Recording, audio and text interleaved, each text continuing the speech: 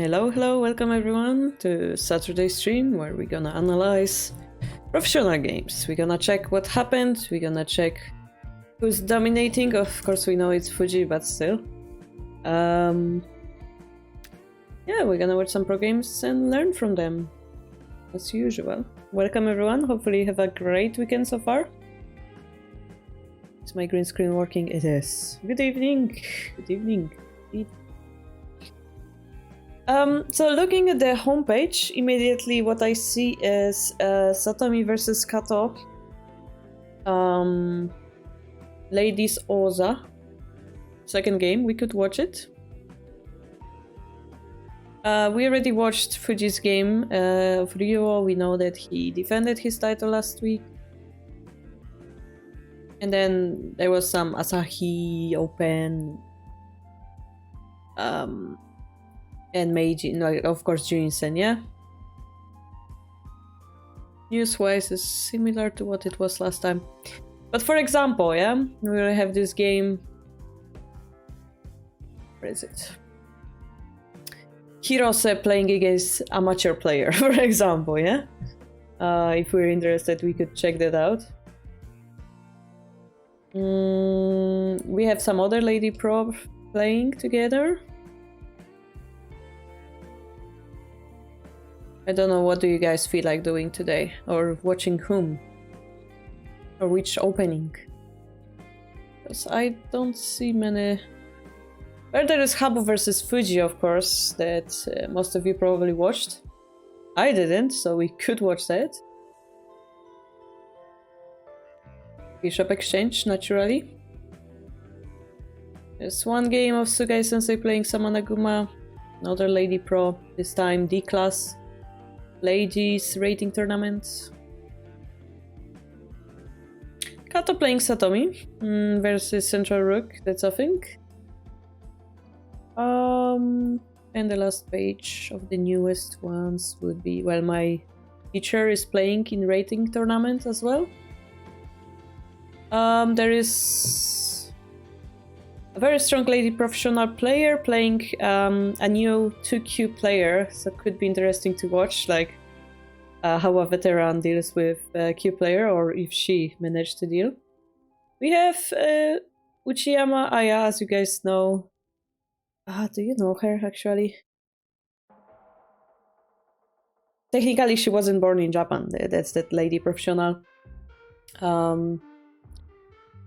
I know her personally, so I don't remember if you guys had any other connection to her apart from that fact. She is playing a game against another lady's 2Q. There's a lot of lady pro games this week, actually. We can choose some. And back to Fuji's game, yeah? Maybe we should just watch ladies. How about ladies Kimura versus Ido? Is it here? Did you see it? I don't know. As long as it's on the list.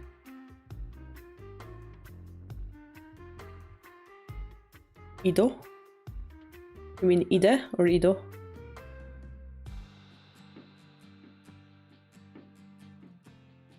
Like here is Kimura versus Mio, yeah? But Mio?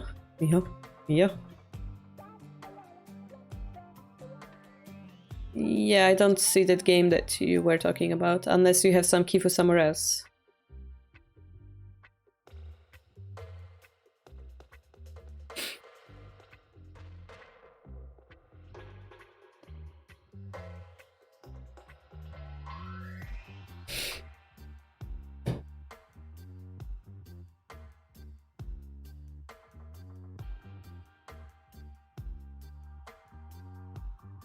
Ah, Ido. I see. Ido, yes. But did you see that game here?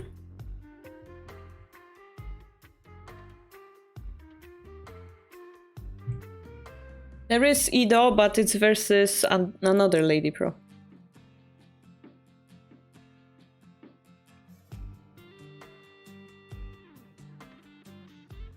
Unless, once more, you have some Kifu from somewhere else. It's not on this page, basically, that game.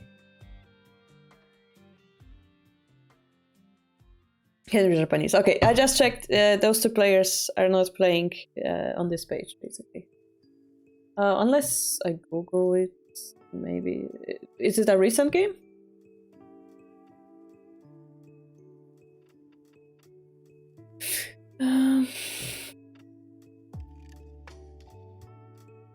So there was Ido versus I cannot read her name.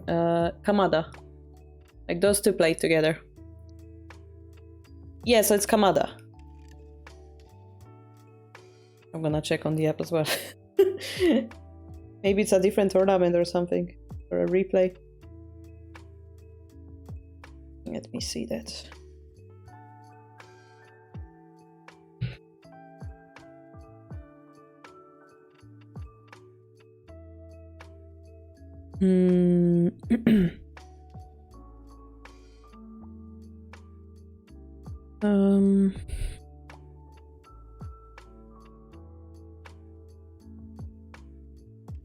Yamane versus Ito. Yamane Kotomi versus Ito. Ide versus Hasebe.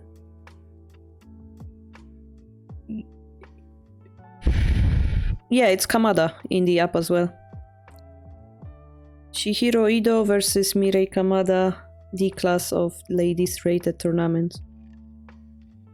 And it's third 5-rook game.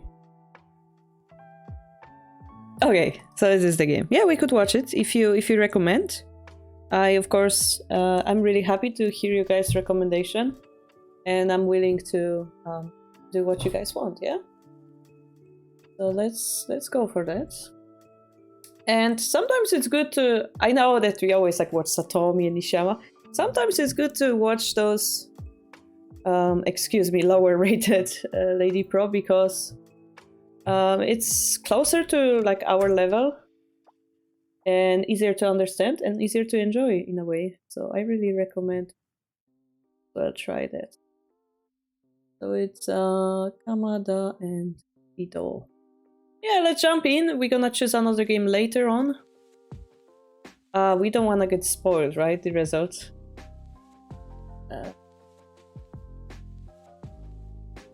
So, Kamada, yeah. So because we don't want to get spoiled the results, spoiler thing on. Spoiler block. Alright, the text is again Ido. It's Kamada. And I need to load the game. Alright, now hopefully if I do this, you don't see who won. Great. You guys don't know who won. I'm looking at my own screen, so unfortunately I can see that. Alright, you guys got your tea? We ready to take a look into some third 5-rook? So again, this is the ladies, like a league that we have. We have A, B, C, D. Does it go up to E class? I'm not sure, but we have those classes. The winner of A class becomes the challenger, of course, and this is the D class. Based on your position in this tournament, one would say this is your strength as a Lady Pro. So winning a game and like getting higher, important, yeah, gives you some prestige. Similarly to the Meijin, where if you're in A class, you're called A class Kishi, which sounds very mighty, like you're the top Kishi basically, yeah. So similarly here, everybody wants to get to that A class, and if possible, get the title, yeah. So Kamada became pro. Well, she was born in 2008. She's 14, okay, and she became pro this year. Ito, on the other hand, she's 34, and she became pro. Yeah, before Kamada was born, basically 2005. Yeah. Yeah, so here we have such a big gap in Shogi experience, in live experience as well. Let's see how it went. Yeah. Gonna double check if the center checks out. Yeah, all right. Okay, so this is when we play the third file rook. And usually we would like to push here, go for the Ishida shape, but because our enemy starts with this pawn and they push it twice, they force us to block our rook and it transposes into normal third file rook. In which month? Ido became pro in April 1st of 2005. So the way it works, you get the rating on April 1st or September, October. So like it will be, everyone will be at the same time because that's like the period of when you can become pro. Unless you're, okay, it changed now, but at that time I think it was like a seasonal thing. Like there was a tournament and then you would become pro or not. Why it makes you mad? I don't know. Anderson, welcome, welcome. We've been here for over 2 years, but good that you found us. Yay! And yeah, if you're interested, we have Discord as well. We have this huge tournament going on with 80 people. Probably you didn't hear about it, but now you did. Welcome, welcome. On Saturdays, we do professional games analysis. On Sundays, we do your guys' games that you send to me. On Thursdays, we do random stuff. And occasionally, we do non-shogi gaming streams. Because I'm a gamer. Is it cringe if I say that? Maybe. Okay, let's ignore that. Let's continue. So, okay. Now, normal thing happening, yeah, we avoid bishop exchange, develop the silver. And here we see Ido playing the king, ignoring this move, which indicates that Gote can play this one more, which probably means, yeah, she's going for Anaguma. Yeah, if you play Anaguma, you don't want to answer this pawn. That's the old good knowledge. And for Gote here, even if you know they're going for Anaguma, you might want to push this pawn later because it takes you 2 moves to push it, right? Which means your other pieces will be underdeveloped. But we're gonna see, what I predict is going to happen is Kamada now needs to choose her playstyle against Anaguma, which is go Anaguma herself or create some form of, as we explained in the newest Ureshino video on YouTube, like thickness, yeah, like space control, so that she can have a good point that she's fighting against Anaguma. Anaguma's good point is, hey, I'm a solid castle, what you gonna do, yeah? And here you see she's taking the space immediately. So yeah, fighting Anaguma with this space control. This is called Tower Mino.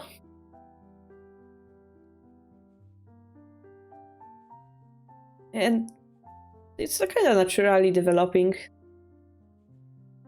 Probably 4-piece castle, yeah? Okay, so kind of matching the solidness of Anaguma with 4-piece castle. This is called retreating bishop strategy.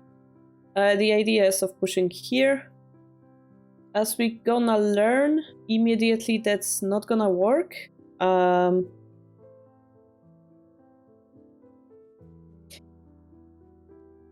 Okay, so she played this move.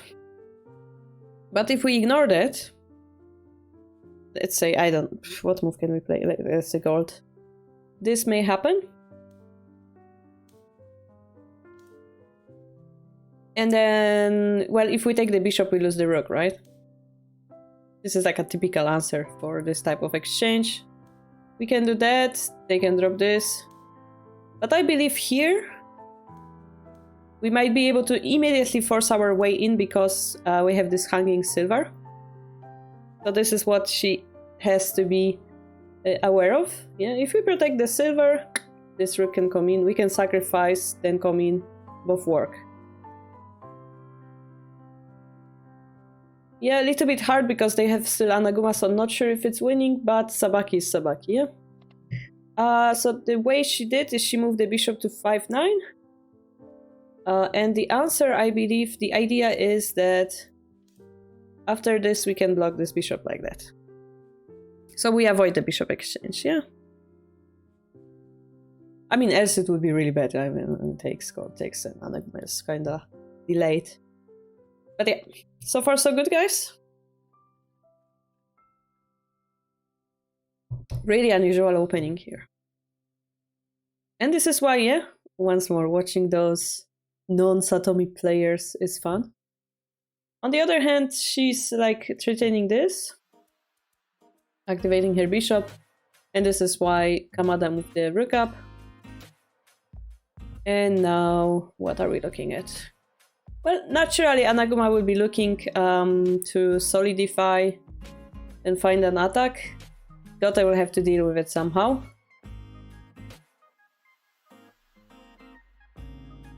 Perhaps defending moves like this? Yeah, okay. So now we cannot push because the bishop is protecting here. Yep.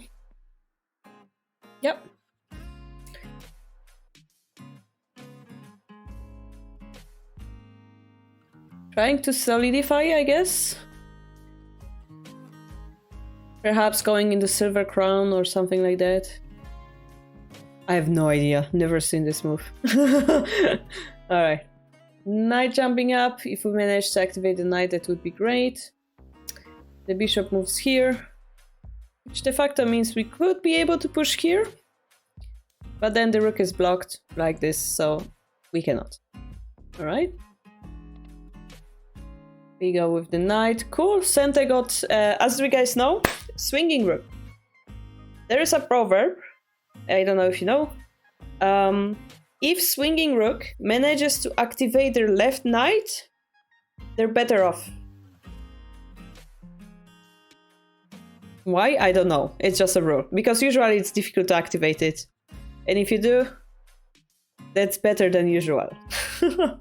So it seems to me like Anaguma should be happy because they managed to do that.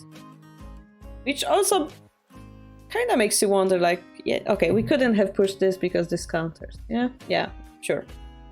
So we didn't block it, it's allowed, yeah.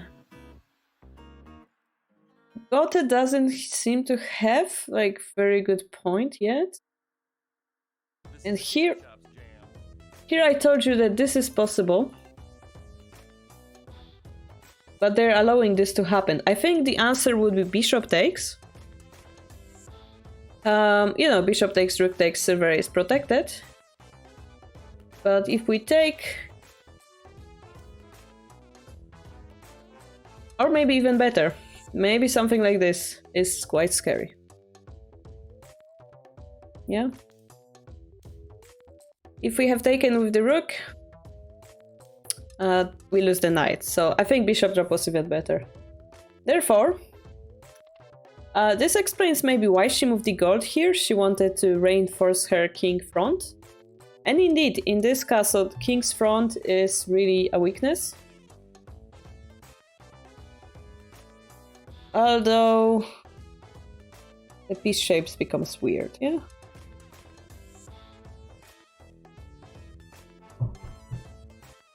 Guys, who would you like to play here as? Would you prefer to have Anaguma or would you prefer to have Gote? Gote's active bishop. Which one looks better for you?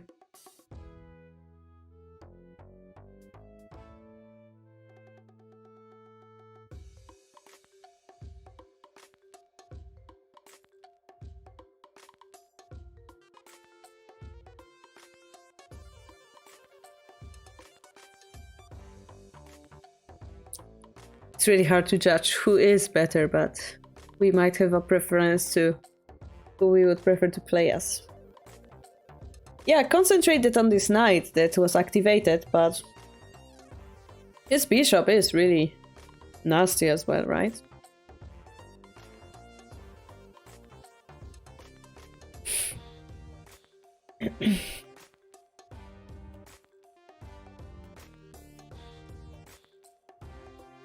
And I was like, wow, what a nice observer typing a whole paragraph to answer my question. Nope, it's a bot. Sad, sad. Alright. Well, the question is, do we have a follow-up really for this rook? Yeah, Naguma struggles with the attack. Question is, do we have an attack here? Here we're trying to block off the bishop, spread our fight. Okay, pawn drop. That looks quite nasty indeed. If we make a token, we are supposed to have advantage. Now, what can Gote do about it? Try to make their own token. Now I prefer send a little bit. Like, if we make the token, which they didn't, I would prefer center here. Token would mean we tend to go back. If they take the silver,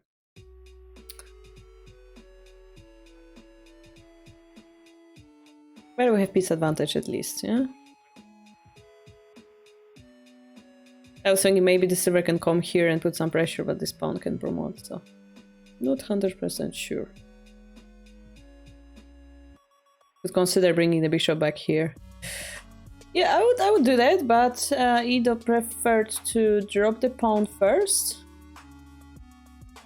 I mean, it's looking good, yeah? If the gold comes here, the king's ear is exposed. And then she promotes the pawn. I could argue that we use the last pawn.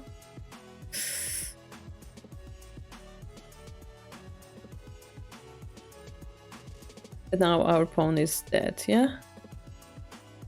I would like to check this position with computer, actually. Like, my senses are tingling. Yeah, here is the last moment before we drop the gold and this pawn is taken. Hello.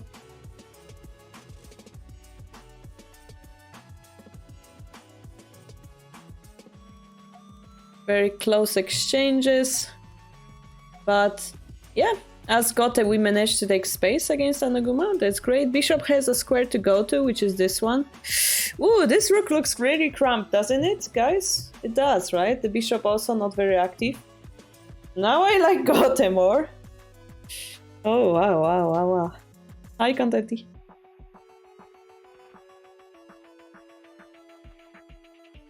And also, Gote has a gold in hand, which, as we know in Anaguma games, matter a lot. Perhaps in the future we can activate the rook attacking the token like that. Although they can promote, so maybe not. This side has also a token of themselves. And Ido has no pawns in hand. That's gonna be painful, yeah? So we're trying to activate the bishop. That would be painful indeed. But we have to take it. And we drop it here, blocking the rook with all of our might. Beautiful move. And this move is also good because it's close to the king. Bishop is good. Yeah, hard to block. We cannot drop the pawn. In this situation, you don't really want to take the rook. You don't want to give more pieces to your enemy. He's blocked anyway. Yeah, the rook is blocked. If you give them silver, that unblocks the rook in form of silver. So, yeah, we want to defend the trouble that we have on the big diagonal. And Ido cannot retreat, so she counterattacks.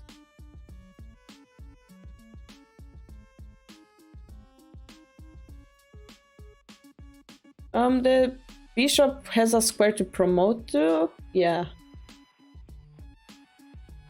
But Ido attacks with 2 promoted pieces. This is very close fight, yeah? King the bishop.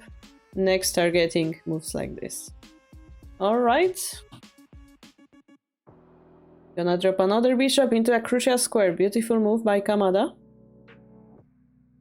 Oh, and Ido retreats. Wow, okay. I thought she'd concentrate on the attack, but... Wow, okay, that slows her down quite efficiently. And yeah, what we want to do is retake this with the horse, actually, so we're gonna ignore this move and drop the pawn. Attacking the Anaguma. This is cool move, guys, yeah? Do not take... Put more pressure. Yeah, we lose the silver, but talking, look, that sped up this talking so greatly, yeah? We had this position, where the pawn was here, and within 2 moves, we are attacking the rook. And this is all with tempo. This is all very beautiful. Wait, what? Huh? Guys, do you see a free bishop? I see a free bishop over here. This type of move smells a little bit like desperation. I mean, yeah, the rook is under attack, we cannot defend it. But the idea is we distract this horse, we slow it down at the price of a bishop. Yeah, the problem is, you know, this horse will be defending here. So Talking comes in, and we also could have taken this technically, but Kamada decided that going side is better because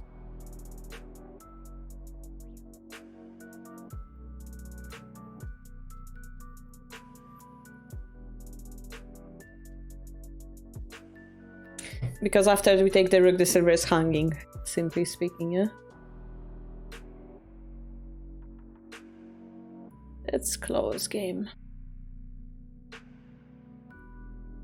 Nice. I like the fact that we take this piece, not the talking. This means those pieces become even more useless as well. The king has actually some space to run to now. But yeah, still taunting your opponent. Haha, you cannot catch me even if I come to this square. And here, so we have a knight and gold. The enemy has rook, bishop, knight, silver, silver.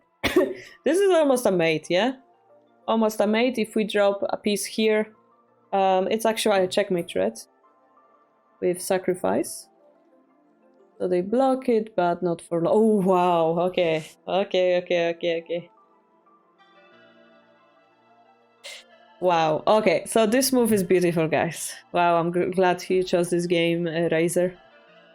This is focal point. No matter which piece takes this token, it's gonna have some bad results. If that silver takes, this rook can eat the gold. If pawn takes, we reopen this horse line. Well, we can add another attacker the same line. Immediately there's not Sume, but I think, like, let's say we add a bishop, yeah? And knight takes means this gold is pinned. I mean, at worst we could take here, but I think adding a piece here also is nice. So yeah, knight takes because that's the less obvious. We add a piece. We have to defend. We take the gold. This is checkmate threat in one. Silver retakes. And the next move is tricky. They push the pawn, actually. So that's an important point. Here we gave them a silver, right? And if we were to continue attacking carelessly, this king could be in danger. How is it in danger? Okay, actually I don't see it. Silver? Gold? Oh my, I thought it's Sume and I'm gonna show you a cool line, but I don't see that line anymore.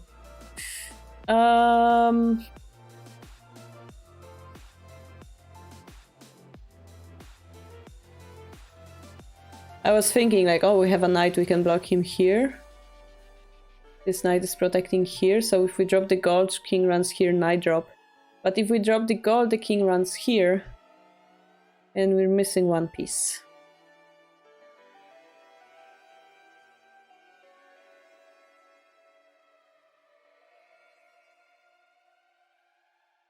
Maybe gold drop here would work. I'm not sure. I mean, if we run here, this falls into the line that I have shown. Gold takes. Is that enough? If we do that, it's kind of dangerous, right? I don't know if it's enough. Is it enough? Yeah, this is gold. But they can run here. Like almost enough, but not enough.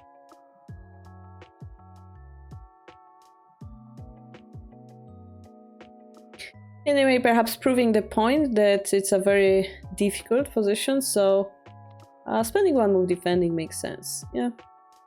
Giving more space to the king, trying to avoid risky moves. You would have to calculate all of those variations perfectly in order to play a different move, basically. It's nice to have all rooks and bishops, well, unless you need a piece to defend with and those all become useless. Threatening gold drop? But we ignored it. So now we're threatening checkmate, yeah, with dragon here and drop here. And Kamada calculated that she's safe. Now that this square is protected by the pawn and no knight drop is possible, she calculated she's safe, therefore seeing this move, she went here. And king is safe still, so Ida needs to defend, and we need another checkmate threat. It's a pawn drop. So because they defended, we need to survive for 2 more moves. Are we surviving? Okay, we just decided to defend. Alright. So here we couldn't have promoted. It's a little bit boring endgame talk, but because basically this led to a check. So I wonder if there was more better way to play it out. Probably computer would find something much better, yeah, but I mean, deleting enemy thread, deleting it. This 3/10, a drop here. We take it. A drop here follows, but it's not a main. This is a checkmate thread. Possibly. And here the final question of the game. In this position, we're 3-10ing a checkmate using a bishop drop like this. So, and we have no defense. Because we have no defense, the only way we can win is by attacking. And how do we do that, guys?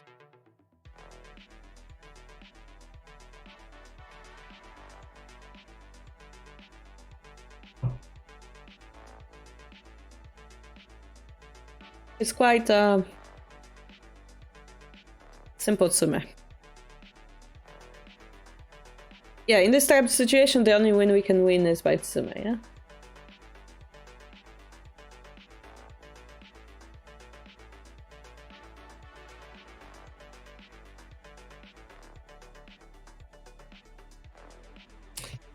On the side, I was also curious about that one position, so I'm gonna just analyze the whole game.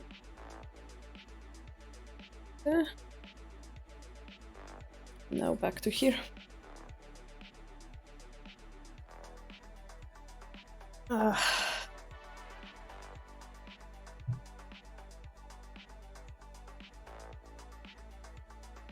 little bit sad that this rook wasn't working at all the whole game, right?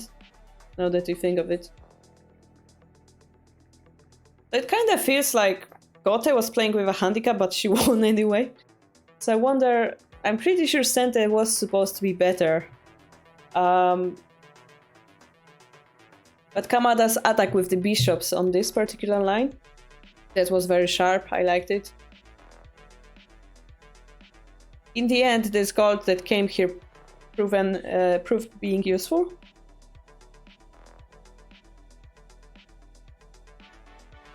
Really well played.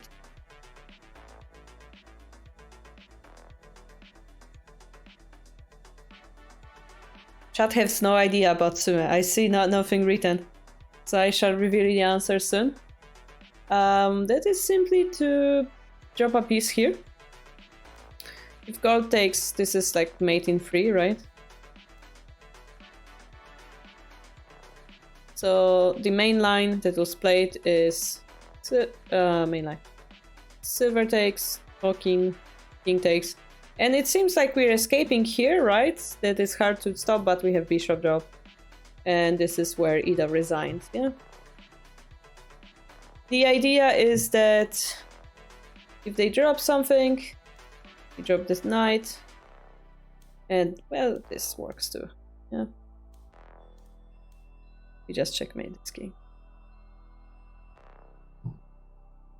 Alright, so let's see what computer thinks of this game. Looks like a crown. And yeah, you can see something happens around here. Which is probably the bishop thing. Yeah, okay. That was awkward. Ah, Prio, you're gonna get used to it, don't worry. So yeah, it seems like here Sente was better indeed. And knight activation gave us 200 points, not too bad. And the gold move gives 700 points to Sente. 700 is pretty much in Pro World. This was the correct move as well. Pawn drop was the correct move. Rook takes was the correct move. And I was right. Simple pawn promotion was better. It felt so. Keeping those pieces like unoccupied, far away. Yeah, I think makes sense. We don't really care if they do that because we can activate our bishop and the rook. So this rook is useless and we have 2 big active pieces versus 1. So that would be a great exchange. On top of that, we would have a token. That's what I expected Ito to do.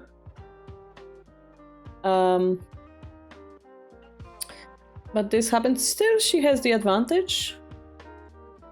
Still, she has advantage. Now it's becoming a little bit unclear because of this pressure in front of our rook.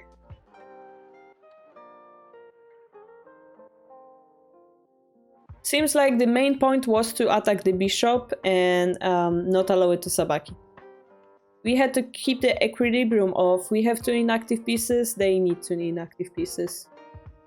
But eventually, bishop escape. But still good for center. 1000 points, wow. Yeah, Anaguma is solid, guys. Yeah, A, Anaguma is solid, and B, they have token, and C, they have active knight. This all gives them huge advantage here. This is advantage. And as we said, taking the gold probably good because golds are more useful in the Anaguma games. If silver takes, we had gold drop here and clear endgame on the king, honestly. Like this token just creeping in on the king. This is so simple. And if the only way they can attack is to take our rook, and now we would have 4 attacking pieces, 2 silvers in hand. How beautiful it is, guys. This is why Anaguma is terrifying. Alright, so that was the correct answer for center. Here we also... It's kind of weird because they have all the pressure here and we're kind of ignoring that. But yeah, double attack. Mutual attack. I think this was the worst move. Yeah, the computer agrees. Look, you see what happens here? See how it drops? This is retreating. We're in endgame, my friend. Endgame means attack, attack, attack, or defend. That silver does nothing. Doesn't help you attack, it doesn't help you defend, actually. So it was a very soft move, as we call. Yeah, I always root against Anaguma as well. So pawn drop here. 3-3 was the correct move instead. Weakening the defense because as we drop the pawn, the knight has to take, and then we can use this knight to like literally delete everything from the board. This was the correct endgame technique here. This gave chance to our enemy, giving them chance as we established to create this huge token, and this free bishop was just fluke. Yeah, hamete in Japanese. But also, seems like this wasn't the best move, this one. Seems like we should abandon the horse and drop the pawn. Makes sense. We don't care about the horse. Although, yeah, it's kind of scary. But if we play a few moves ahead, you can see that, yeah, we have silver, gold, gold, bishop. The rook that actually was attacking our king is gone. And yeah, they have a check, but we can run. It's fine. So we can even give them another silver breakthrough. And this is checkmate threat. Pretty good study we got from this game, I think. I think someone asked that question, Pilo, but I don't remember the answer. I mean, because that idea happened, like, I think some people tried to do it, but I don't remember the name if they did. The computer. Okay, so it was gold drop. Oh yeah, this endgame, I wanted to know. The giving away the silver was dangerous, pawn drop was better, it seems. Thinking this was better because we activate the rook.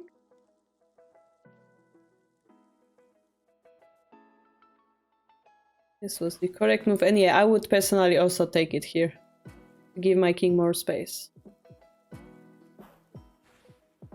But we're winning nevertheless. This was the correct move here.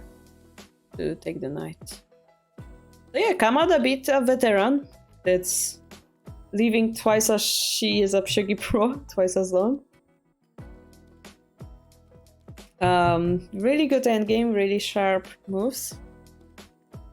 Yeah, some mistakes in the opening, but I mean, all that matters is the result, right? So those last moves, I felt she had confidence. It is also, I think, like general feeling that young people are better in endgame, and you could see it in this game. Of course, yeah, her endgame wasn't perfect. Yeah, but hey, result matters. Oh yeah, actually Alpha Zero did play Shogi, yeah. But like Alpha Zero, so I assume there might be some people who try to copy that afterwards. Alright, that concludes this game. Hope you guys liked it. We can jump to the next one. We will have to choose. Do you guys want a Lady Pro game or male game? Maybe Lady Pro? We have time. And I propose to you Ito Yamane or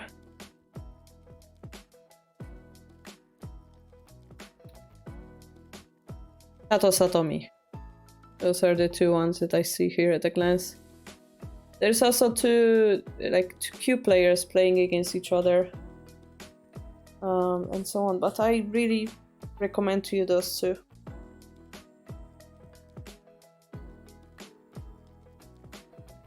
Oh, Bazero. Yeah. I heard that name. How often? So the top Lady Pro would qualify to male tournaments, and that would be pretty often, and they win pretty often, actually, too. The gap has been becoming smaller and smaller in recent years. That Satomi even applied to become a pro through examinations. She unfortunately failed at it, but the fact that she was able to apply it through her results was already pretty impressive.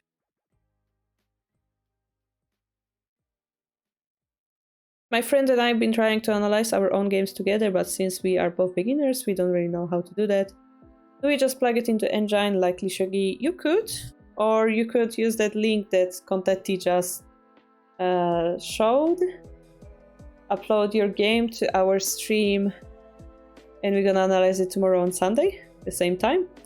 Or go to our Discord and ask some of your Shogi friends to analyze it for you. Yeah, because if human does it, you know, it's more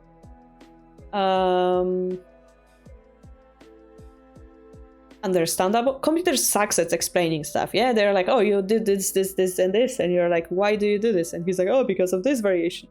You have to figure it out yourself. But if you have a human, they can use some, I think the word was heuristics, like some rules that makes it easier for you to remember.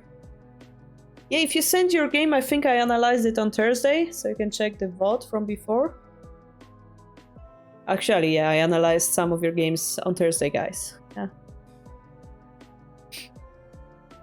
Yeah. So in that case, I would recommend rather humans telling you, because we have more experience. We know, by looking at your games, we know at which level you are, what is your understanding. Maybe you should learn custom, maybe you should learn some tactics. We're gonna see that as a strong player. So it's better than the computer and giving you raw data, you know. Statistics.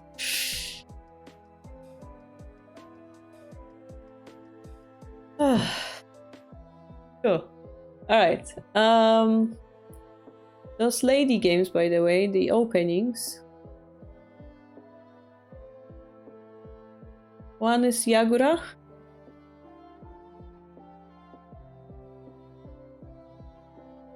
Ooh, there's one double swinging rook, Muroya versus Nishiyama as well. Sorry, I keep. Muroya versus Nishiyama. We could watch that. Where was Satomi's game? I missed it. Where is it?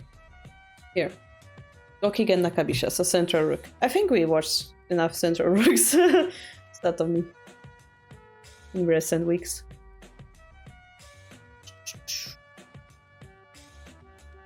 What is the new chat AI? What's that?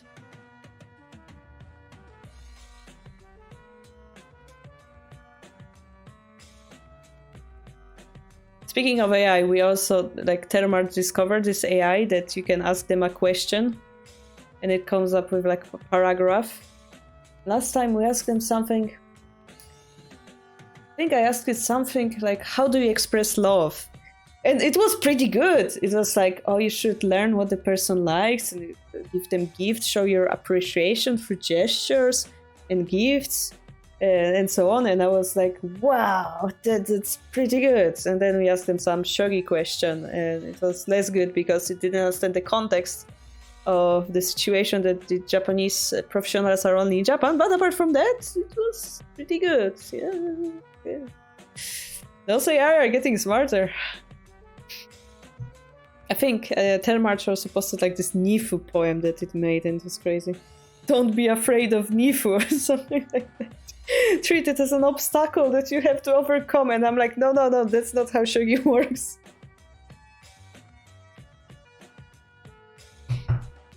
You cannot overcome the Nifu, it's part of the rules. Unless you play different variants of shogi, but yeah. Oh yeah, it was so funny.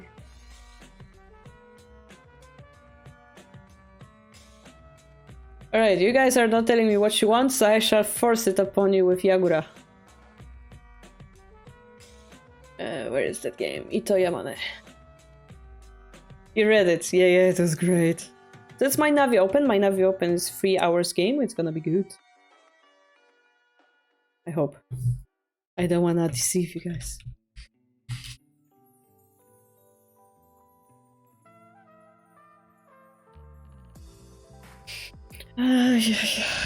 My brain is like start to think like, oh, what I didn't do this week, and I'm like, I did so many things this week. Brain, please stop like pushing me. But there's so many things we should be doing, and I'm like, it's weekend. We should concentrate on the stream and relaxing. But yeah, oh god. Okay, back to take a breath, ignore the brain for a moment. Good. All right. Ito versus Yamano. So names. Ido and Ito actually 1 letter difference. Cool. Ito, Yamane. You guys don't see the names for some. Oh, because of. Now you see. Cool.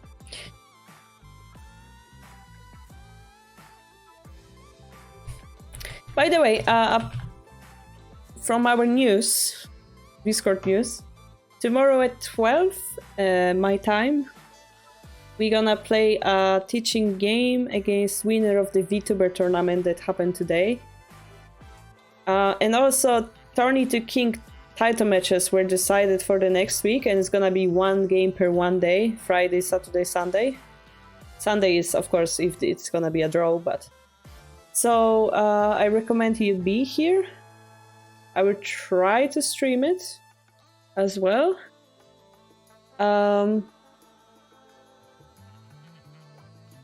As we learn who's going to be the winner, we will start setting up professional games. I think it's gonna be in January, because we need to give them a month to like set it up. And yeah. And then there will be the Journey to Tourney tournament for people under 5Q to encourage them to try tournament that's not as scary as TT series. That's gonna be done on 81 Dojo, and Ko was nice enough to make a certificate for that as well, so we will have like a prize for that as well. Pretty cool. I just don't know how to set up the tournament yet, because we didn't decide on format or anything. I'm thinking maybe it's like Swiss tournament and you play as many games as you can, as you want. And maybe simply something like that? I don't know. And then give them like 4 weeks to play the games. It's like a holiday season. You don't have pressure of deadline, it's just like month where you can play all the games. Maybe. You're 5Q. Yeah, cool. Yeah. Didn't you? No, you're like almost graduate, right? Yeah. My friend cannot stop Nifu for her life. I started playing her on 81 on Dojo instead. Lee Shogi, she keeps losing in the... Middle. It's a habit that you need to work out, yeah. Easy, yeah, round robin. Yeah, I guess you could. I mean, I usually throw out people who are close to graduation up, because as they're gonna dominate and so on, and you need to improve, not dominate. But yeah. We'll see. I mean, it's JTT.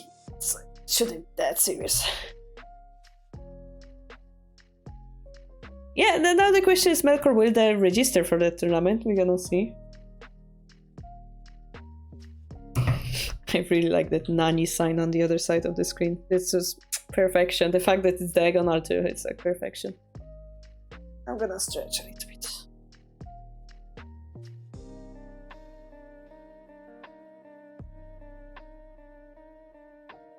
Alright. You guys ready?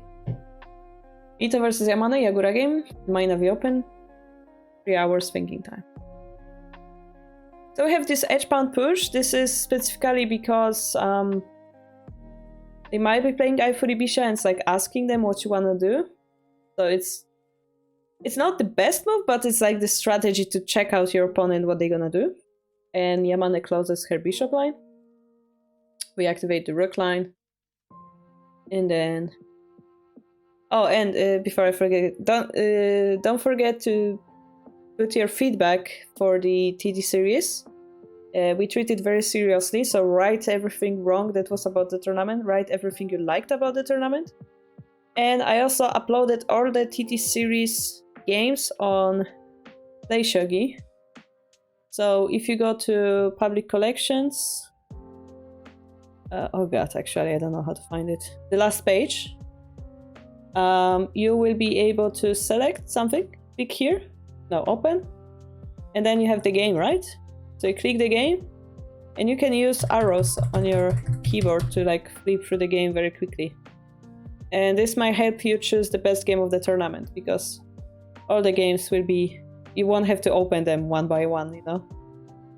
Just do that, and you see the middle game already. And it might be helpful for you to use that to choose the best game.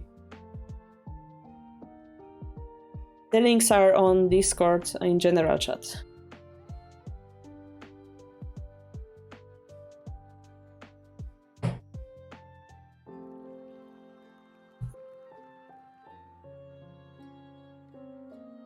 Melkors.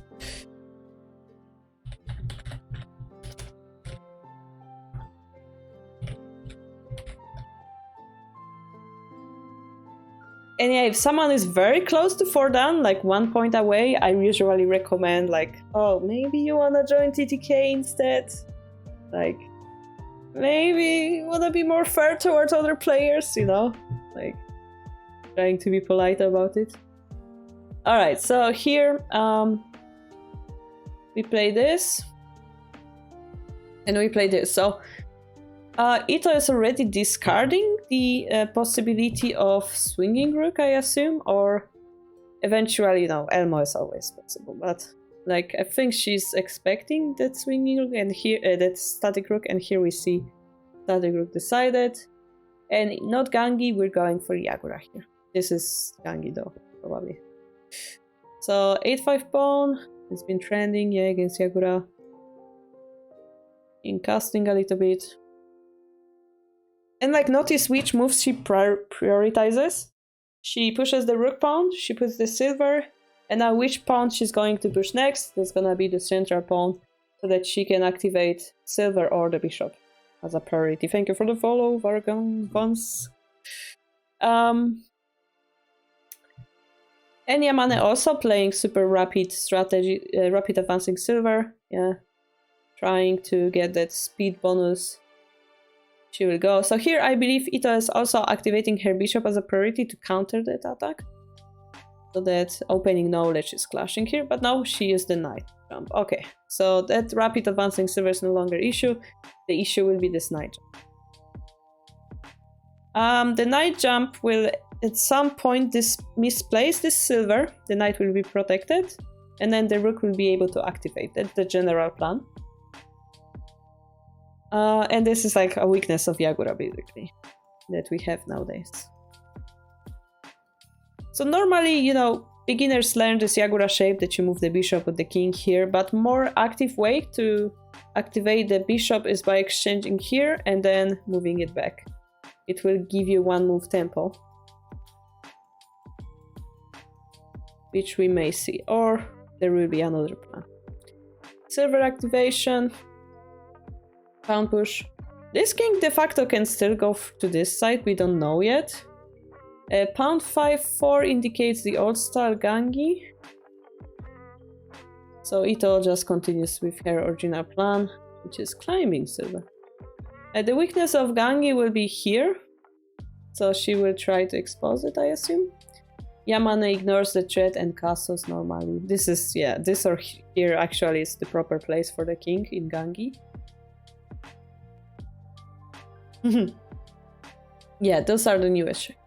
So Ito now has to make a decision. She's an aggressive player, so she immediately attacks, yeah. I mean, she could, you know, develop her Yagura and stuff, but that's not how you play Shogi nowadays. That's not her style, so she attacks. And here we take that with the pawn. Notice that this enables this move.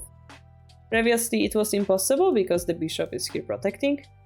But because we sacrifice this pawn first, we have this small trick to like activate our silver. Defending this with gold doesn't help because we can exchange all those pieces. And now this powerful defensive piece is gone. The rook is very hard to be stopped. So yeah, this is a nice trick that Ito did, de facto making this square undefendable. So what you guys would you do in this situation? You cannot defend. Soon your bishop will be under attack. What would you do?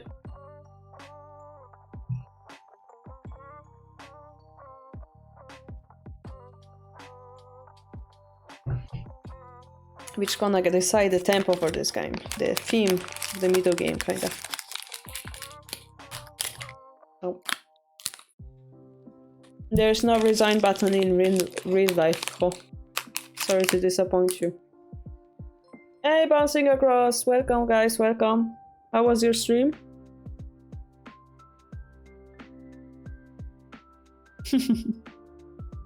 No, makemashita allowed.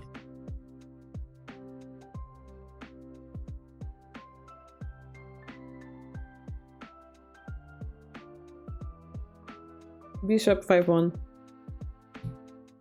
That's Melkor's idea. Welcome, guys, to the world of Shogi. AKA Japanese chess. AKA the cousin of chess, not children of chess. Child, yeah. So bishop on 5-1 wouldn't be the most active one. But yeah, the idea is we do wanna escape with the bishop so that the silver is no threat. What Yamane did is push this 4-5 pawn to make use of this big diagonal, yeah. The silver comes in, the silver runs away, the bishop runs away. And yeah, if we do nothing, you know, that pressure is quite significant. We have some follow-up moves here. This diagonal, this file, yeah, will be under attack. Right next to the king. Perhaps we don't want it. Silver promotion, you know, king takes, still survivable. Also, we have this pawn drop. Yeah, I guess this pawn drop makes this bishop very strong, yeah, attacking and defensive piece. So, the threat. Summon lens. Yeah, we cannot summon lens from the other dimension, Toad. Hi, Roland. Nice to see you again. So the theme will be, how do we deal with this bishop, actually? Well, we can immediately start attacking its head. Pawn takes, pawn drop. And now this bishop that was powerful on both lines will have to decide which line he wants to stay on, yeah? Cannot really go here because of the silver, so he will go here. Trying to block the rook. But yeah, the attacking power drops rapidly. as you can guys feel. So I think Ito did a great job here doing that. There is a small concern of this line. We have to keep it in mind, but we can just take it first.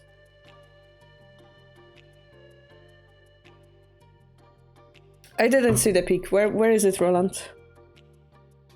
Is it on Harbor Discord?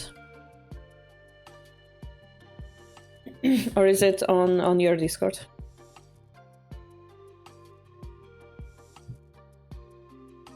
Alright, yeah, Gota is kinda under pressure here. Like, Ito... Like, if you look at it, this silver teleported here. Bishop is on a very active square, and we have a Vanguard pawn. And in fact, we didn't lose anything. We have a pawn in hand, meaning it's equal.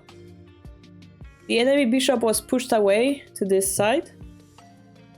We have active bishop, active rook, active silver. That looks really good for center. That's terrifying, actually. I don't know what Yamane will do. She would probably... Let's see. She pushes this pawn. Pawn takes perhaps means we can drop another one, activate the knight. So silver takes.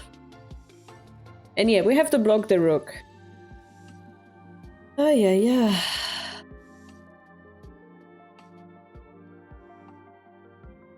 I believe Ito has some form of advantage here, yeah? Her silver is so active right now.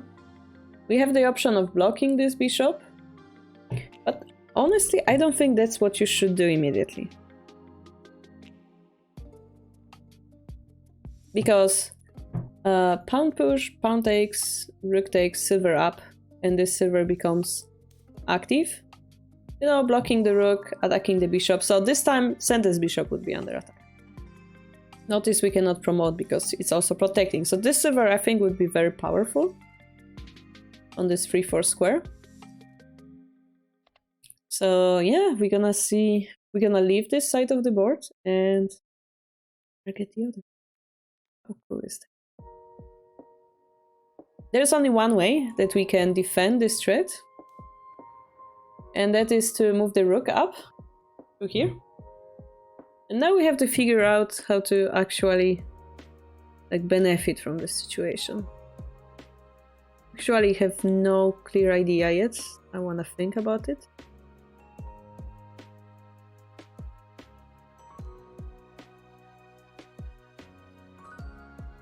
Yeah, you know, if we take this one, they just take and kind of make the rook more active. So yeah, I'm not surprised to see this move in this position. So, if you think about it logically, this move blocks the bishop. That's huge, yeah? And then it forces an answer from our enemy, de facto weakening this rook position, because they were able to use it in defense. Now it is like stuck here, floating, doing nothing. I mean, it's doing something, but like in long time, if you think the whole game, probably is gonna do nothing. We do have option to like force it to move again. And this is when we secured the silver position and made this rook useless, this is when we finally push on that side. This is a nice in-between move. Yeah? Force them to, this is what we call in-between move. We force them to move and then we go with the original plan.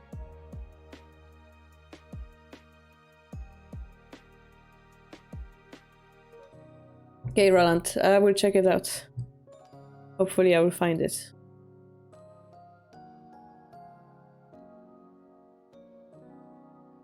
Did I miss someone's message? She does. I really like your channel. Ah, here. Congratulations. Do you usually make videos like this? So we stream every week on Saturday, analyzing professional games. On Sunday, same time, we analyze your games that you send to review. Thursday, we do random shogi stuff on mornings. And then on YouTube, 3 to 4 times per week, I upload video for beginners or opening lines. You can check it here. I generally do on YouTube what you guys write in the comments. And then if you miss the Vods, if you miss live streams, we have this YouTube too with the Vods. I try to upload them more often than in the past. And then we have cool Shogi events that you get notified about through Discord. Like we will have winners of our big tournament versus actual Shogi professional player from Japan playing teaching games. 4 people at the same time. We'll have that event somewhere in January. It's gonna be pretty cool. So if you like Shogi, if you wanna learn more, yeah, joining our Discord is the first step. Honestly, it's the best place. I mean, ideally, if you have a club somewhere near you and you can make Shogi friends, that would be great, but for many people that's not possible. Therefore, staying close with online community, I think, is the second best choice. Alright, and because, you know, we're a small community, I often listen to what you guys want and we can react quickly. It's very nice. We keep it friendly as well. Family-friendly community. Come until it's small, yeah? Call while it's small. Alright, so rook comes in, and here we're gonna go with more tempo. We're gonna drop the pawn. And yeah, if we were to take it, silver takes, you know, speeds up the whole bishop assault line over here. That's not what we want. And this is why Ito, seeing this pawn, goes back. And Yamane has to play this move. But now, because she moved back, she has one move to react. And that's smart, actually, because Yamane used this pawn on 2-5. Meaning, A, she cannot drop it in the defense or in the attack anymore. It's stuck on the square because of Nifu. And B, it's Ito's turn to move. So, I'm gonna move the rook here. Ito is very strong, guys. It's a really good game to watch. From watching those stronger Lady Pro, you can feel like the understanding of not only tactics, but like the strategy behind it. The deeper Shogi moves. It takes time to figure out when you watch it, but once you understand, it's like, wow. Alright. Anyway, I believe the idea is if they take, we just take here, activating our rook and looking at that king directly. So Yamane plays here instead, trying to, you know, slowly push this pawn here, reactivate the bishop. What Ito will do? She drops pawn to 2-2, forcing the gold off the king's protection, creating a wall. Now the question is, how do we continue? Well, now that Yamane took this pawn, we can go here. Pretend to take, pretend to drop a pawn. Really nice follow-up. And Yamane would like to go aggressively here. You can also see this move coming up next. The gold is set up into nice file for this bishop to attack. This is so brilliant. So we try to stop it from happening. We push pawn 5-5. Well, the idea is if we take, this bishop cannot go here. And also, this rook is more active than before. Eventually, maybe we'll be able to like attack the silver. You could argue that this pawn can be taken. And you're right, it can be taken and it will be taken. Yes, silver going up, attacking the rook. The rook has to escape. And I told you that pawn drop will be a nice move, but currently knight escaping attacks the bishop, loses the tempo. We're not gonna do that. We're gonna move the silver instead. The idea behind this move is we freed the bishop defense, so now it's once more very active piece that can attack on this diagonal. And we also froze this knight movement. Really interesting.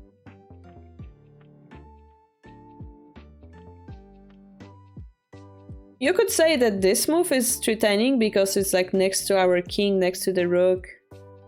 But Gote doesn't have a follow-up, yeah? We have only pawns in hand. The rook is useless, the bishop is useless. Look how this bishop is controlled. Like, it cannot go anywhere almost, like. Ugh. So that's the Ito's plan coming true. Yamane will try to attack. We're trying... What are we trying to force? We're trying to force perhaps gold takes pawn drop. Ito's not allowing that, she just moves to the side. If the gold went back, the rook promotion is possible. So this is de facto the only move. Really good move from Yamane, and she continues the assault. Very interesting. The next move is crazy. Would rook 5-4 been bet for Gote? Rook 5-4. The rook 5-4 allows this move, which allows this move, which allows this move. So probably bet.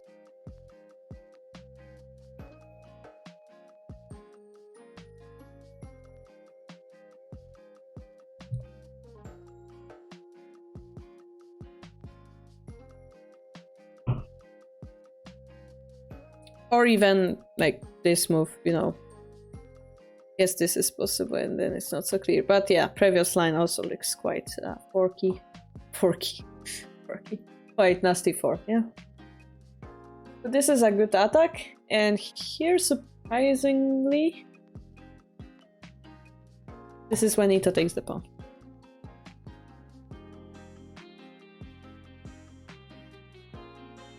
And this is quite nasty threat.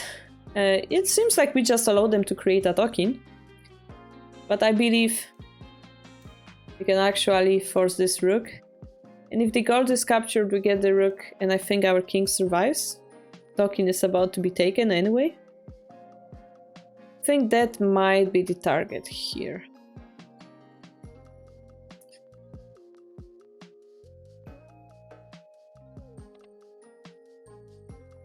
And notice that we can take it because pawn drop is impossible. Because we dropped it here. It's kinda trippy variation, but we couldn't have taken because of pawn drop. Now that the pawn is here, we can take it. It's weird. Yeah. Taking it. Bishop for 2. I have no idea. Ah yeah, just attacking the silver. Yeah, I was like, what are you doing? But yeah, attacking the silver. That's hanging. The silver... There's only one way to have the silver by dropping this pawn here. I thought, but it can go here as well. Alright. If we take, we help enemy activate, so we try to create an in-between move. And this time, you know, if we move the bishop, they take, we take. I told you that we have no follow-up here because we got another piece, we would have a follow-up. Or this one. Like this pawn being here and having this point here, this looks very scary on our king at this point, because we're surrounded. That one pawn will give a lot of power to Gote. Therefore we abandon the silver we got there. And this exchange happens. We lost the silver, but we gained a gold and we gained a horse, so potentially this is better for Sente. Although it's Gote's turn to move, they're gonna utilize this pawn. And now, because of this silver drop, we enter endgame. What's most important thing in endgame? Well, get the king. How do we get the king? By surrounding. How do we surround the king? That's the next move.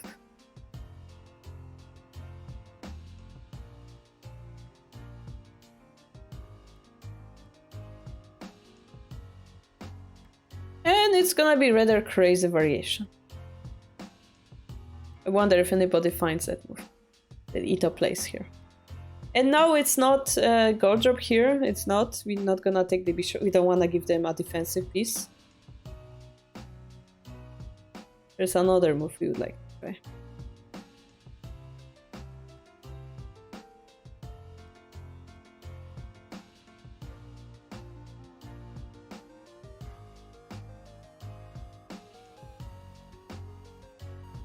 Okay, I shall reveal in one move, in 3 seconds. 3, 2, 1.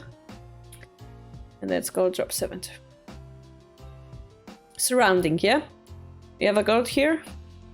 We have a horse here. The king is surrounded from both sides. And we are attacking the rook. If they were to escape, I believe we just take this knight. And then the knight drop would be quite painful for a while. Yeah, we would have a lot of pieces to work with. So, in this position, Yamane ignores the threat on her rook, saying, oh, if you take my rook, your gold is going to be further away from my king. And she takes the rook. And we have to take it. And Yamane activates her bishop, which looks really nasty. Because now this king is getting surrounded. There is one problem with it though. The bishop, by moving, is gonna abandon the square. Of course, we have to defend to not get surrounded. The pawn promotion will happen. We have to take the rook to like block off this diagonal. Take the gold, checkmate threat. But as I said, this move is possible. And it's quite scary. I don't know how to judge this position. Yeah, the king's escape route has been cut off. The only way they can escape is upward. They could go here, we can make a check, they can go there, and they can still potentially run to here. It's really hard to tell, like, who's winning here. Well, this is what happens, but instead of the horse, we check with the dragon. The idea, I think, is to keep the horse over here to, like, retake this, and yeah, that's what happens. King escapes, then we take it with the horse. Taking with the knight would be weaker, right? Because we have a rook drop. Here, this keeps all those squares covered. No rook drop is possible. Really nice sequence from Ito. Slowly, what Ito wants to treat, wants to scare this king off from is from the defense of this gold. So if Yamane needs to either defend or counter-attack. Yeah. She decides to counter-attack. Is it a checkmate threat? I don't think so. Yeah, I mean, the most aggressive one is something like rook drop, but this is double protected. I think just taking everything off the board would be enough. Very, very hard position for Yamane. So Ito has potentially a chance to do whatever she wants. She decides... She sees that the king can run here, right? She decides to cut it off. Which is quite scary, because this square becomes undefended. But it is the crucial escaping route. Pawn push was played to block it off. And pawn drop, as expected, comes to the board, forcing the king to take. We take off the gold. Pawn drop follows because we want to keep as much material in hand as possible. It's a little bit scary because the king can now run toward those squares. Toward entering king. Nobody likes to allow entering king. But potentially there is this knight here still protecting, and this gold being here. Potentially still fine. What would I play here?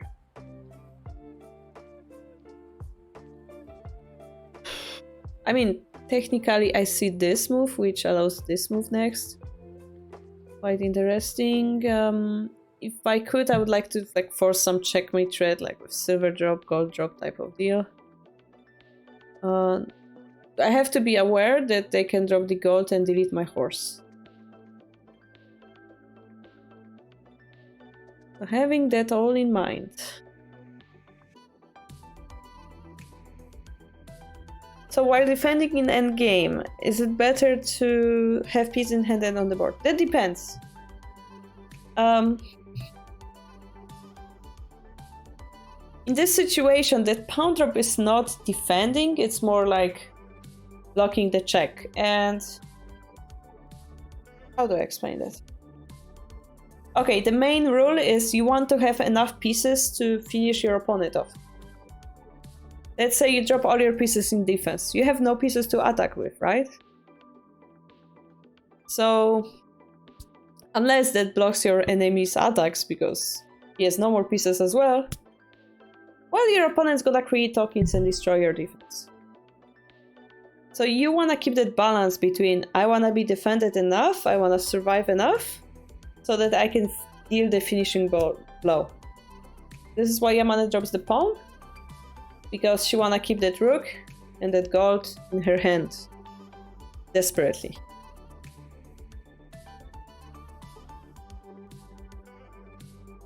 Does this make sense? I hope it does. I'm actually thinking of pawn drops too now.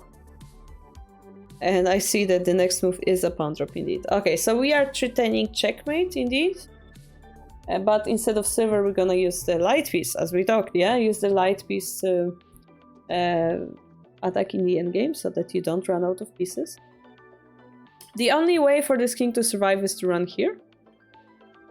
And then we can make this check, which we want to. They're gonna, again, use the pawn. And do we have a way to block that king from tearing? Yeah. Notice that if we make that mistake of bringing the horse here, right? Checkmate. Don't do that. The horse is a very important defender. The fact that what Yamana is threatening next is to drop the rook here, attacking the horse while threatening checkmate. Ito doesn't have that much time.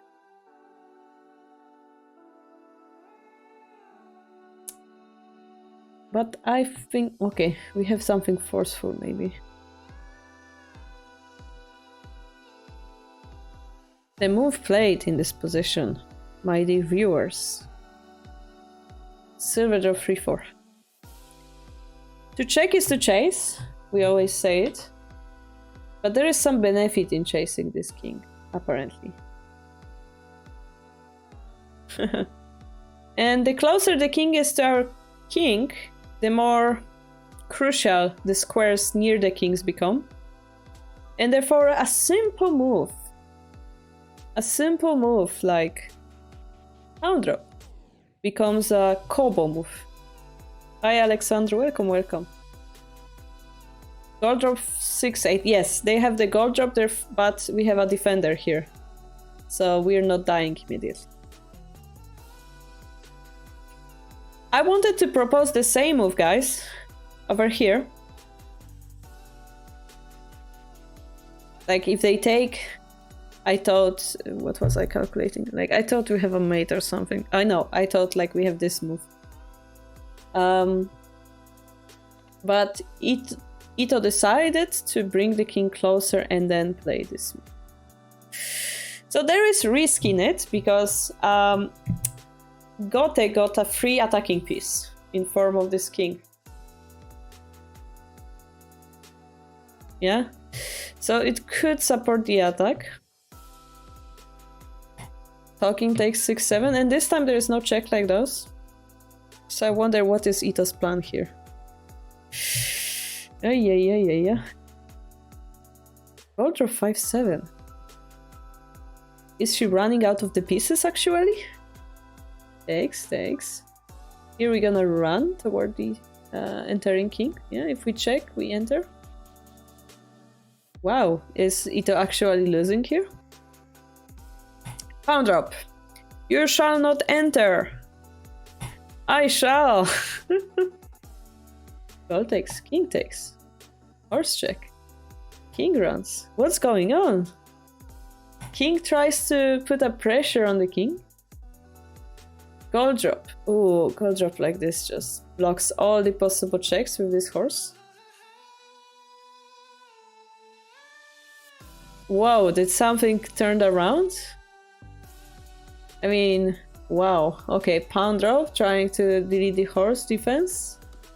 Pawn drop again. Gold drop. Just surrounding the king, attacking the horse, threatening rook drop. This is where Yamane won by resignation. Wow, it seemed like Ito has the plan. It seemed like she was attacking, but it turned around. Wow. What happened? We have to ask Computer Sensei. Felt to me like Ito was doing, like she was controlling the whole game. And it turned around somewhere. Is it like sudden death? Was it like a miscalculation?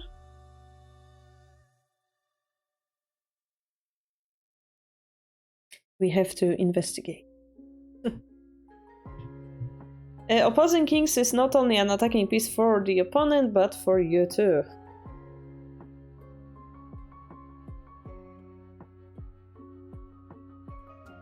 I mean, it's a piece that we attack, but not sure if... But yeah, when the kings are close to each other, everything around them becomes the crucial square. So if you put a piece in that area, it becomes a combo offensive defensive piece, or as we like to call it, the how do we call it again? I forgot. Badger. I forgot. Badger, Komodo badger. Yeah, Komodo badger. The most powerful animal in Shogi world. A piece with two faces. A Komodo badger. An attacking defensive piece. Komodo. Yeah. So-called Komodo. With the amazing possibility of turning around the endgame speed for both players. Because it speeds up your attack by 1 and slows your enemy by 1. Which normally you cannot attack. You cannot do. Normally if you attack you gain 1 speed, if you defend you slow them down by 1. But Komodo does +2, you know? Okay, you see this diagram. Yeah, something happened. No! I had the right feeling. I knew the silver just chasing the king away. Oh. My commentary was sharp. Alright. So here the king should go down, actually. Not up, because you see this is a big mistake. This becomes a very crucial move. The king was safer on the bottom square, which is very awkward for Shogi. Usually you say king is safer on the closer the enemy comes, the possible. Okay, so check here was the correct move. Pawn drop was the correct move. Taking the silver. That's unfathomable. I see. So we just block him. We treat him a mate, actually. Makes sense. Okay, but check feels natural. Going back. This is very unnatural because going back deletes our horse, so it's like we wasted a move. That makes sense. But here, this was a mistake. So unimaginable.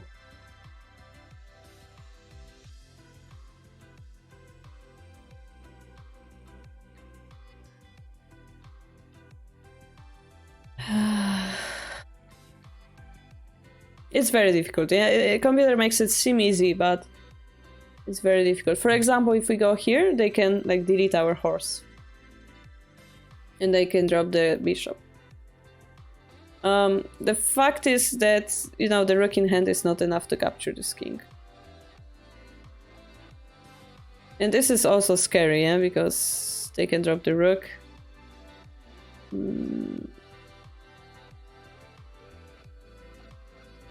Yeah, those kind of moves, you would need to have courage to play those, right?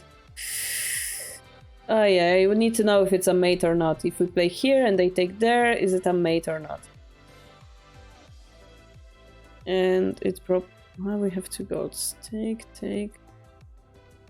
It's not a mate, but it's winning, it seems.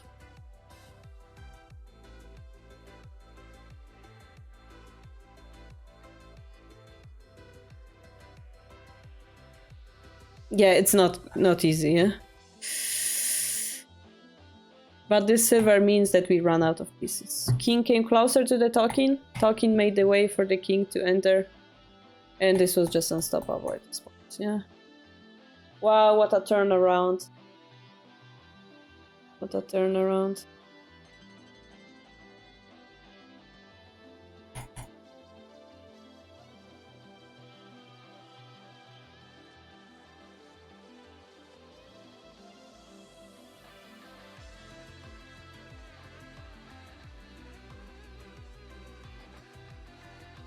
Yeah, really nice game to watch. Yeah, like in this position it's so clear that Gotha is winning.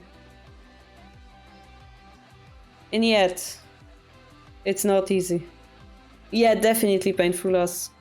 I would be very disappointed in Ito's like skin. Alright, let's watch one more. We have 30 minutes. Male game, perhaps? Do you guys want to see amateur versus a professional to see how it looks? Or do you prefer to see Habu versus Fuji?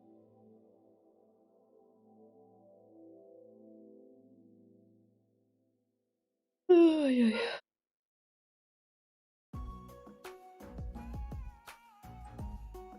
You said yes, but I give you two options. If you say yes, I don't know which one.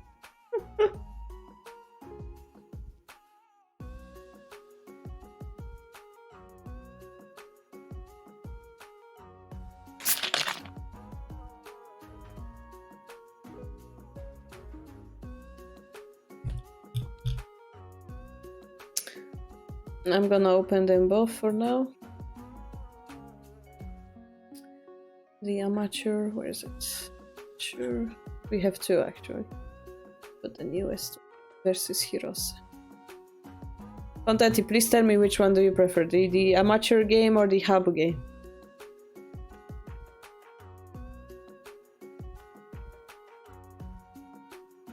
I need to blink more often.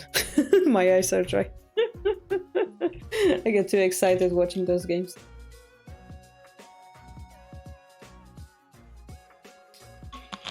Alright, I'm gonna let you guys vote. I will be back.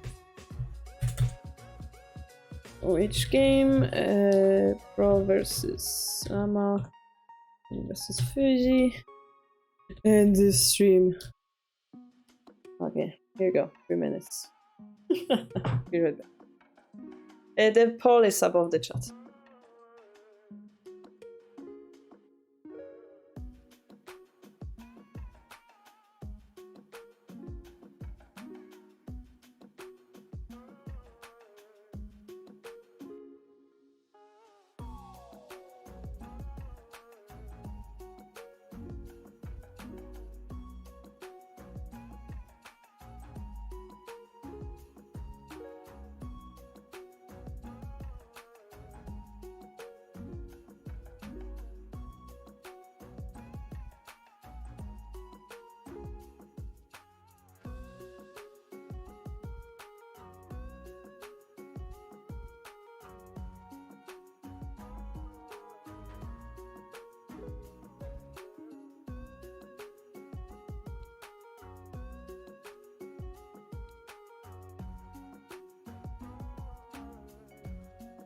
Alright, how is the voting going? We have 2 votes for Hub vs Fuji and 1 for Pro vs Ama.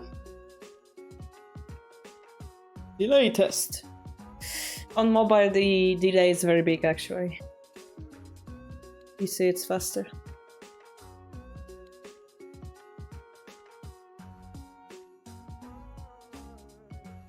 Fuji Games looks very similar to Master vs Amateur for me. I would agree with that, Alexandre. It is hard to decide, yeah. It's 2 for 2. Just to give you some preview, Habu versus Fuji is gonna be Bishop Exchange. Our favorite shape of Bishop Exchange, yeah. And the amateur game versus Hirose, it's gonna be more like side pawn picker type of magic. Pro versus Sama is winning. If it's draw, I'm gonna flip a coin.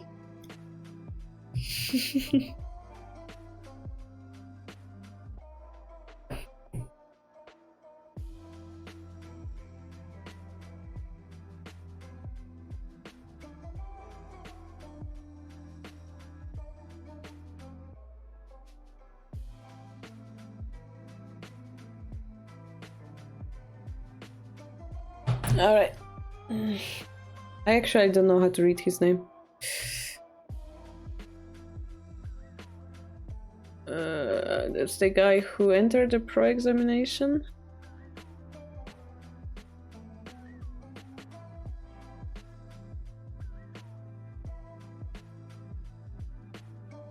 Oh, his next game is in 2 days. That's gonna be exciting. How do I read his name? Oyama? Shoyama?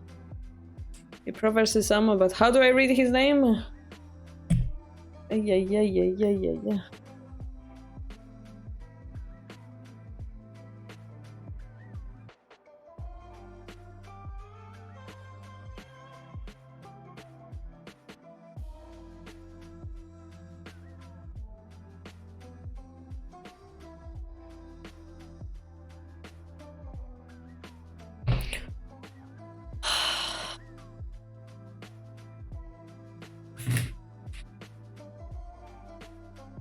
Doesn't say. Yomikata.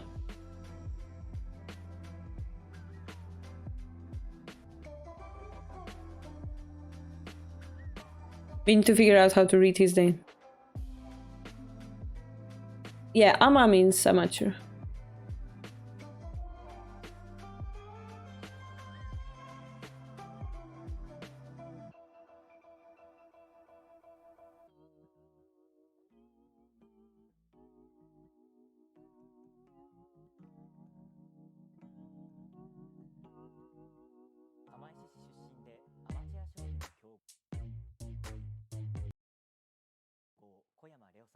Koyama.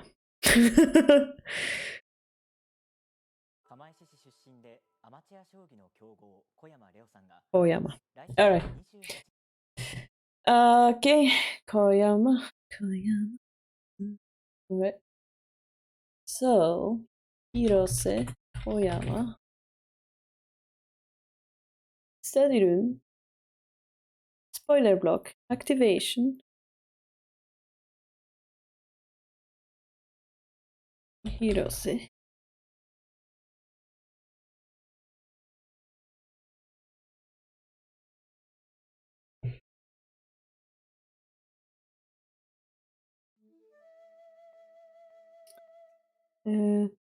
Yeah. Okay.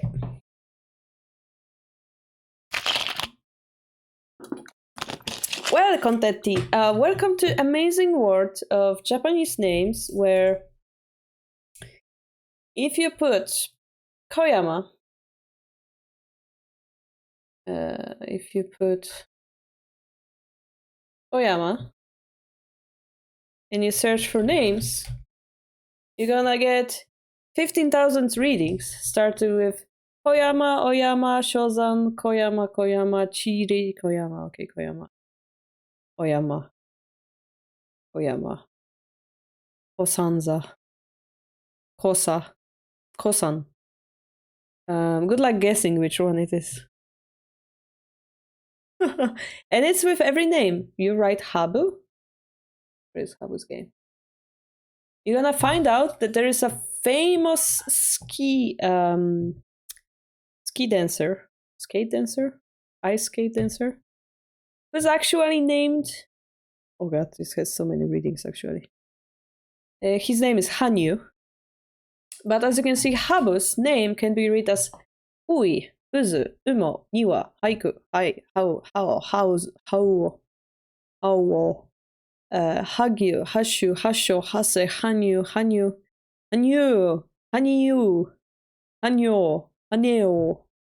and finally Habu. So, good luck.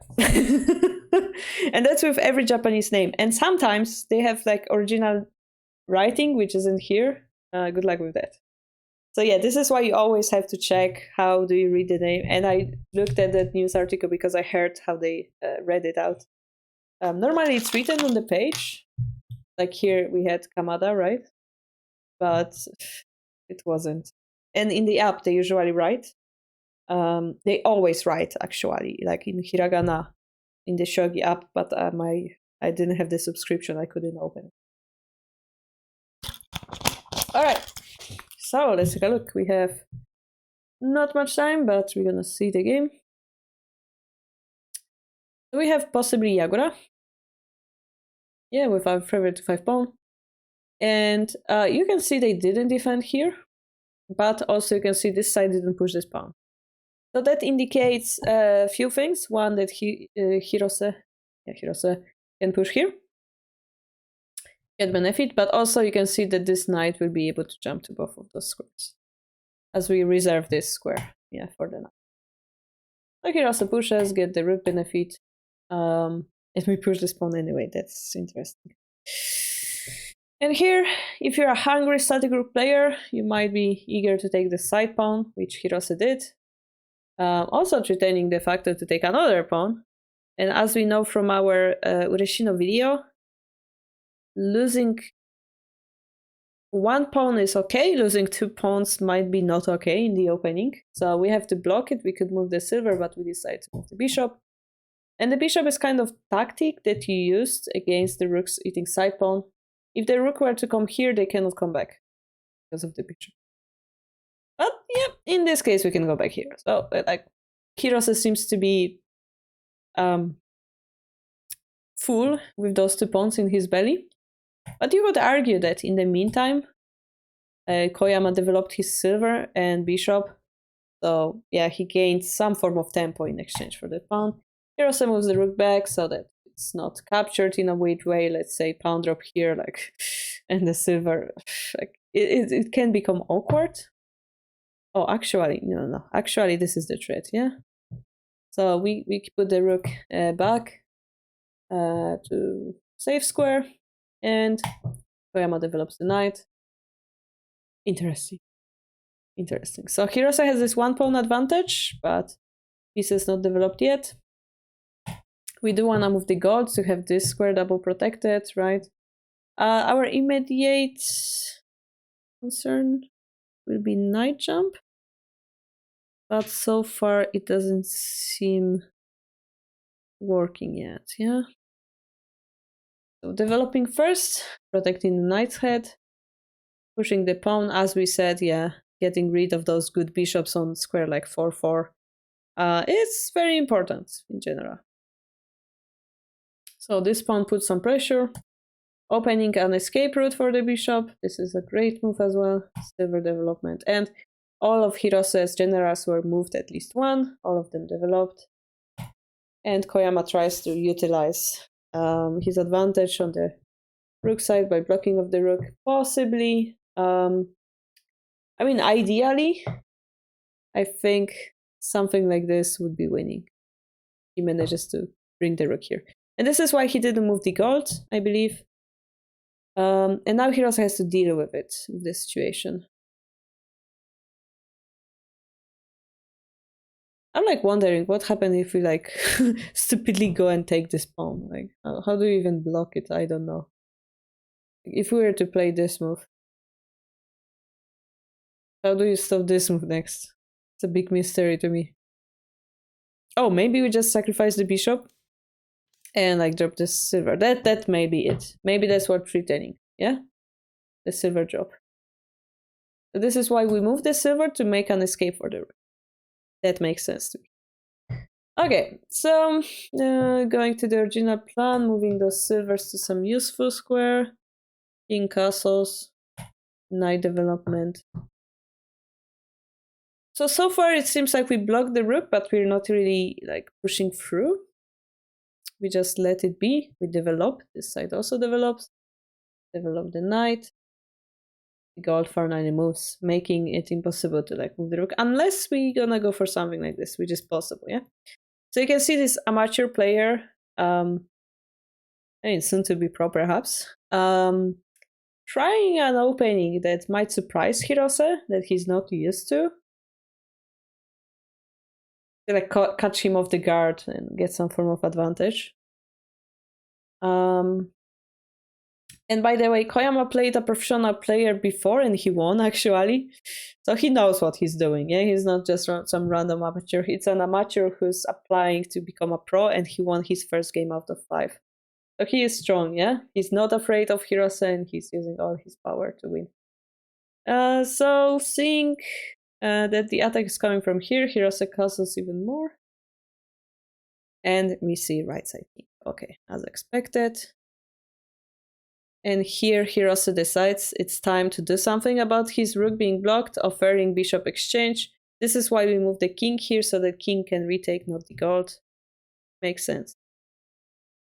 Avoiding bishop exchange, because once we lose this pawn, again, we lose 2 pawns in the opening, and we have no pawn in head. That would give Hirose a clear advantage. No pawn, no win, is a proverb in the middle game. I would imagine knight jump, but first we wanna defend here. Okay, yeah, that makes sense. We're going back, knight jump. Okay. There is, a possibility of trying to go for Gangi, but I don't think they're gonna do it. I think they're gonna wanna fight for this square. Silver goes up, trying to put some support. Rook goes back to not be under so much fire over here. I guess because this rook is coming, so we have to do that. Yeah. Pawn push, so that in the future, when we jump the knight, this doesn't become a check. We defend, have more space for our king. And pawn push. So the knight won't ever be able to jump, but we activate our bishop. Also, like denying enemy to create some gangi. So we got a vanguard pawn, basically. We will be able to attack the bishop's head. I think that might be the issue point here. Now, what will Hirose do, seeing that? He activates the silver in the center. Calmly but surely. Rook comes in, threatening to make a token. We ignore it. Because, yeah, because, you know, taking the silver will be more of a threat with this bishop being here. You're uncomfortable?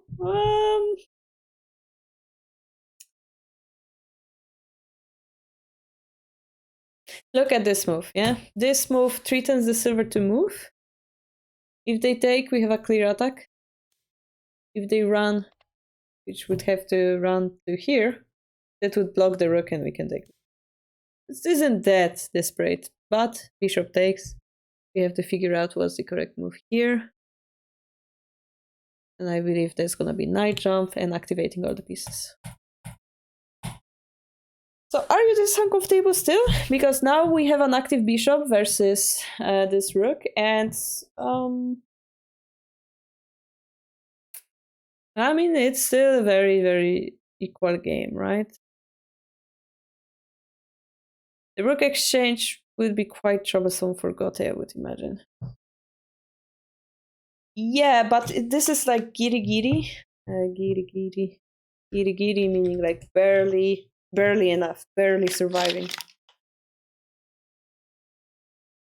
Yeah, this is why I really wanted us to watch this game, because we can see how this, like this, we have a 9-dan pro who had Taito in the past. Like, though they are just like no shogi all the way, and they play those obvious moves quickly.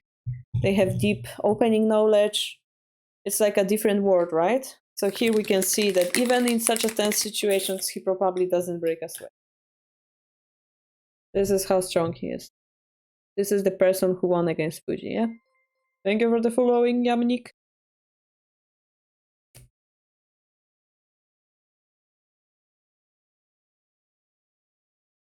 But here is your concern coming true. This rook will be stuck, but at the price of this silver being stuck as well. Okay. That's quite an uncomfortable position to be in general.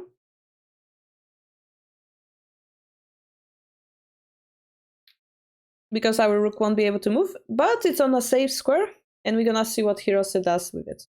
Pawn drop. No.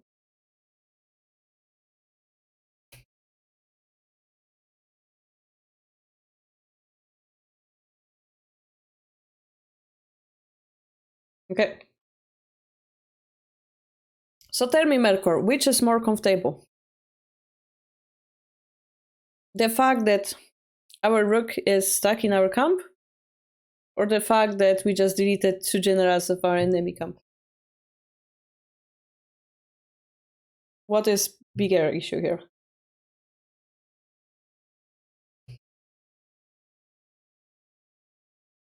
Yeah, Hirose still got some value back from this rook being trapped.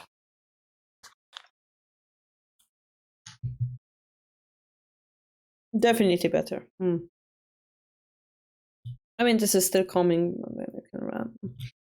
But then it can come here. So it's not that clear. But the idea is, they actually spend a lot of time to create this opportunity for themselves. And yet the rook wasn't able to promote, right? So Hirose exchanged this disadvantage for nice advantage for himself. That's what's important in this double static rook shogi. Okay, the next move is quite crucial. Do we defend or do we attack? We decided to attack. Why didn't the rook promote?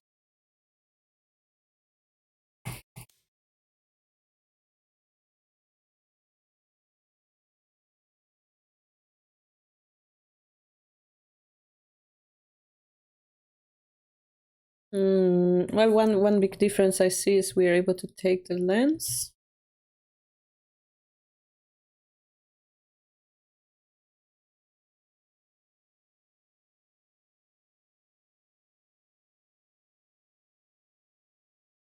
I mean, it could. Just prefer to keep it in defense for some reason.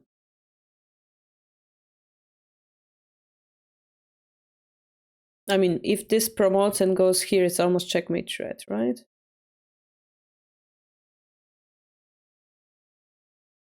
Hmm. And it's also not that powerful. Yeah, I could agree with that. Or maybe this was his idea, to activate the rook to surround, right? Maybe that's his idea. Use the rook on the other attacking square. This is actually quite brilliant, I like it. This is the test strategy where we give away the knight to like activate the rook. This is pretty standard. He also will accept it.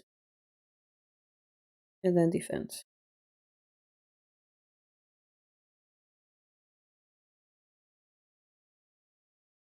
Yeah, using it on the other side, I agree. This looks much better.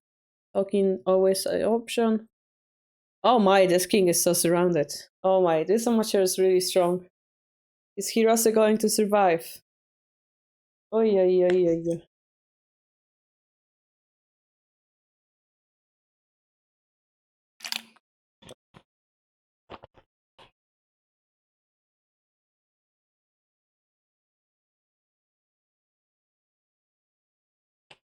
Central Anagumaya. So Hirose is like, well, I cannot do anything anyway, so I'm gonna attack. This is crazy. King runs early. Talking 5-2. This is a sacrifice, actually. We could take it, but then knight drop would follow. What are we threatening here? Simply bishop exchange, and then maybe we're afraid of gold drop too? This is really hard to read without the excessive endgame knowledge. Of course you give up the rook. If you get this gold for the rook, you're very happy. Because your rook will be reincarnated as a gold. Instead of being useless rook on the 6-9 square, it's gonna be a useful gold in your hand. Knight drops 8-7. Yeah, I was seeing that. I mean, there's this move, there's this move, there's this move. Very many terrifying moves, but the rook is taken and dropped. And it's almost checkmate threat, but not yet. So it's last chance for Hirose to create an attack of his own. The bishop can take it, right? If we don't, we just take here and the king is quite surrounded.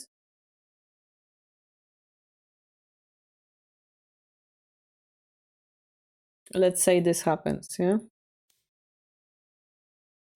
How do you win here?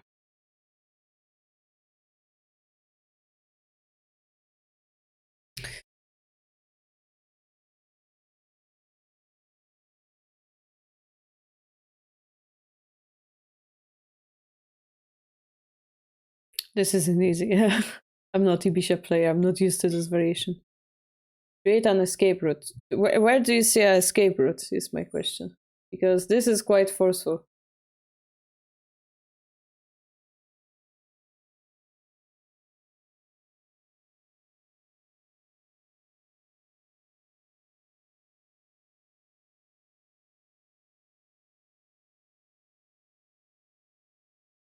Gold 5-9.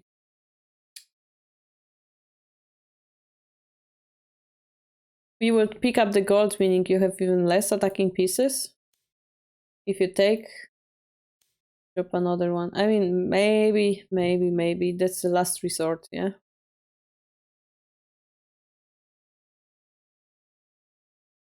Just push pawn and lose 3 generals. I guess. But then how do you continue the threat, yeah? You're in the same situation, but 2 less generals.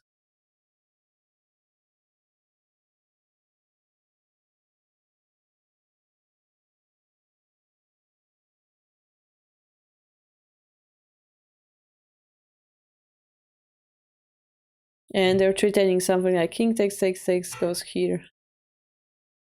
You're almost safe. Almost.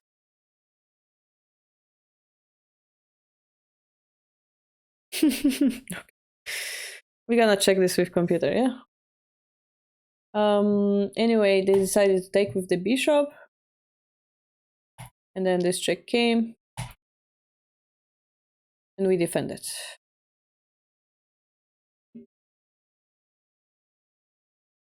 So king comes in to disturb the shape. Gold survives barely. We finally decide to attack. This is checkmate threat. Gold drop, king takes, gold drop again. So we need something nice from Hirose. That will maybe again is creating an escape route. Ooh, no, he's going all in. He's going all in. He's going all in. If the king takes the gold, it's dangerous because of the bishop drop, I believe.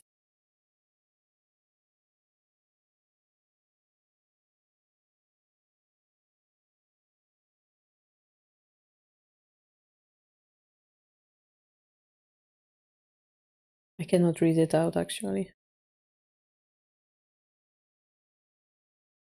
I cannot. I don't know what happens if king takes. We're gonna figure it out. He goes up. Create an escape route while attacking the king. Beautiful. Knight comes in. Gold takes. King takes. Silver drop. All checks, yeah, all forced. And a beautiful, beautiful.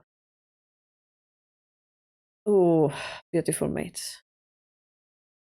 Yeah, rook takes. I mean, many things happened on the board. We will have to double check with the computer. But Hirose makes it look easy. Wow. Okay, let's quickly check it up. We're confusing ourselves by not understanding variation. We would like to understand variation. Please, computer sense. So yeah, Hirose won, unfortunately, for our amateur player. But it was really crazy game. You guys can see it, yeah.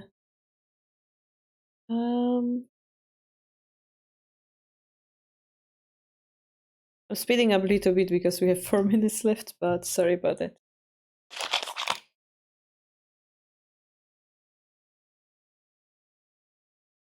So we have a few questions to answer, which is, how was it a mate? Was there any mistake made in the endgame?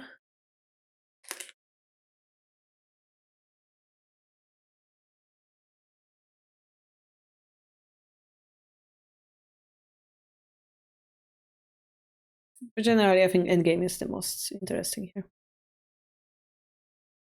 Yeah, I mean, they make it look easy, but it's very, very difficult. Okay, we all have the same thing here. It's all equal. Under 100 points. Computer doesn't like the way Hirose played because he played very passively. So he's punishing him on this diagram. So it seems like Mercury had the right hunch, like it was very close. Computer doesn't like, but it's still like over. This is 500, so 500 would be like clear advantage. This is like, see, not there yet. Close game. Humanly speaking, yeah, okay. So our question was why we didn't promote the rook.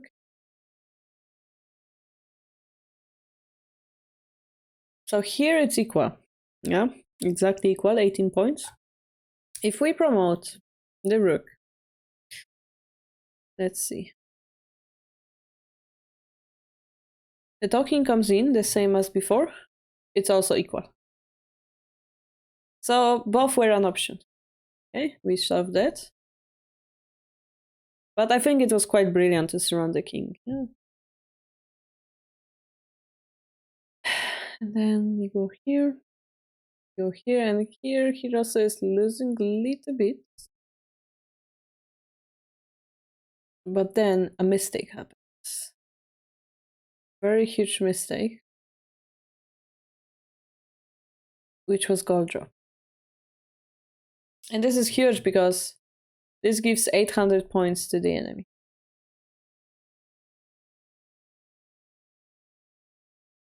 Was this better? Was this move better? Or is it even worse? So this is 200 points currently. It still would be better to like not give them the gold. So seems like the gold was the crucial fourth piece that Sente needed to have a decisive attack. And this move was always the correct one. Night drop, I assume, allows the rook promotion and gives away the gold. Yeah, this is also very, very equal. You can see the edge attack would follow. Okay, so yeah, this was also better. And this was the mistake. Yeah. So we enter this line that we didn't quite comprehend. My question number one is like, if we do that, how do we actually win this game?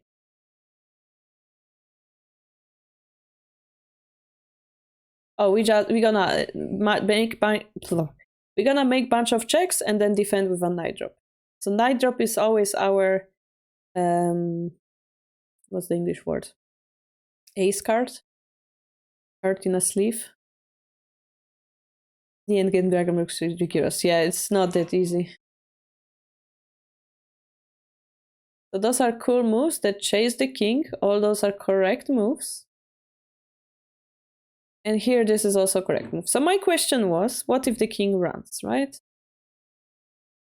Maybe we just drop the knight anyway? No, okay, the computer is like, we take it, okay?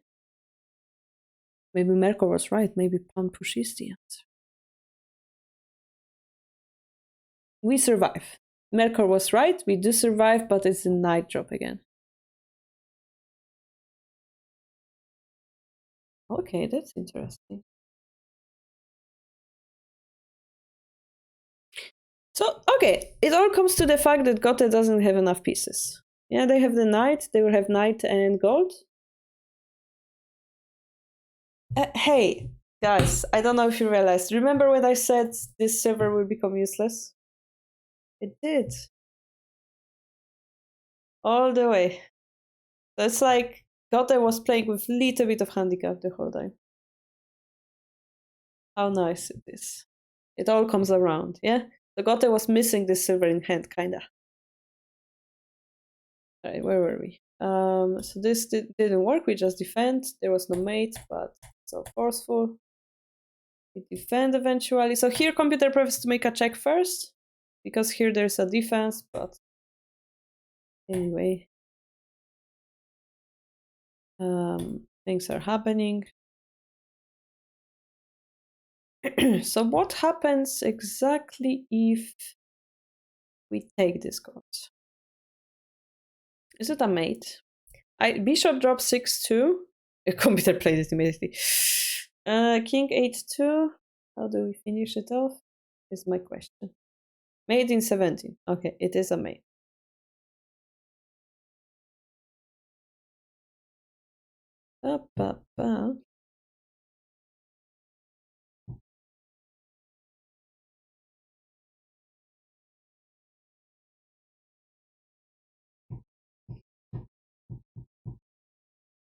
Okay, it's very difficult, but basically we can sacrifice the silver on this square and then force this, which is crazy, yeah?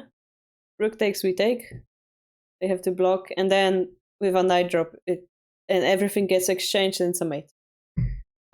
It's super crazy, but the idea of promoting the bishop here, I mean sacrificing the silver and promoting the bishop is the crucial point here.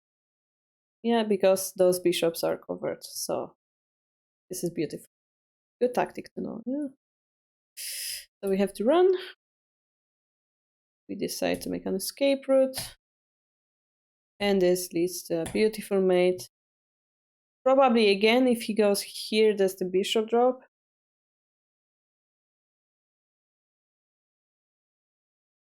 Actually, let's see that. There's a knight. Ah, we have double knight. Okay. This is the most difficult, complex one. Silver drop was also working.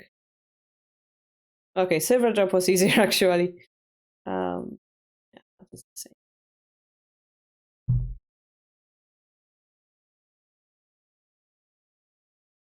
Good game we watched.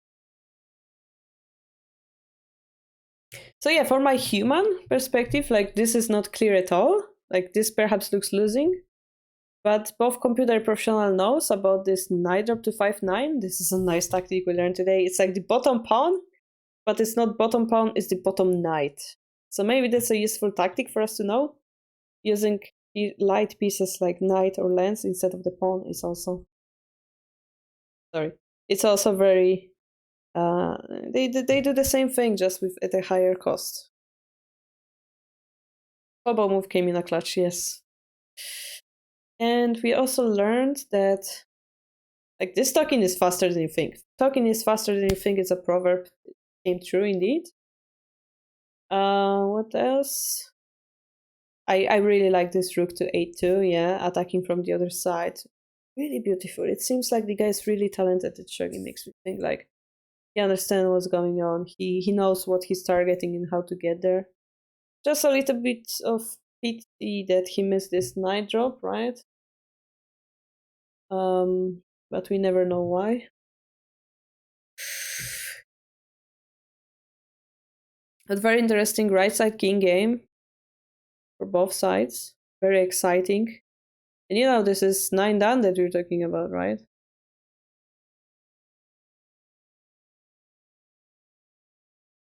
I'm saying 9 down, but it's 8 down actually. If I never thought of Hirosa's 8 down, he's very strong, but he's 8 down actually. Sorry about that.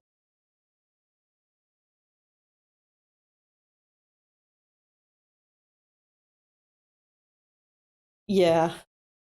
But you know, getting it this close against 8 downs, it's amazing, yeah. I really enjoyed it. I'm sure we're gonna watch Koyama's game the future. Remembering his name this time. Um, especially his professional matches, right? Is coming, as I said, 12-12 second game. He will need to win 2 more to become Fortin.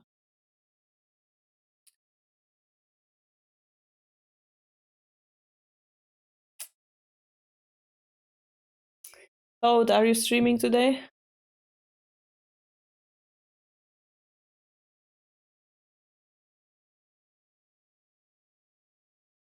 I don't understand what's happening. Or do we rate some chess players?